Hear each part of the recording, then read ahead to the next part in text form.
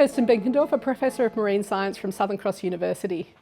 The Clarence River is a really important ecosystem that supports a huge diversity of aquatic life. It actually has a really interesting gradient of freshwater species up in the tributaries and the higher river system, down through increasingly estuarine and marine species towards the mouth of the river.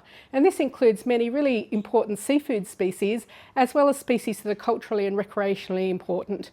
These species that live in the river are naturally exposed to a variable environment, so they are actually pretty well adapted to cope with some stresses, such as low salinity that we might get after rainfall. However, when we have altered natural ecosystems such as the cleared riverbanks, we increasingly get a lot of contaminants that can run off from the land. After heavy rainfall events, we get high loads of nutrients that enter the river, along with sediments and some contaminants such as toxic metals, hydrocarbons and pesticides. All of these things can cause stress to our aquatic organisms, and they can actually disrupt the ecosystem, resulting in large algal blooms, low dissolved oxygen events, and sometimes fish kills, like we did unfortunately see in the Clarence River this year.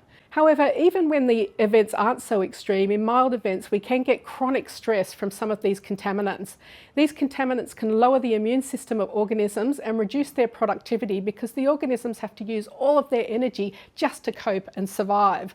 So this can lead to disease outbreaks, recruitment failures, and sometimes population crashes. And we may not even see these events actually occurring, how it's disrupting the stability of these ecosystems.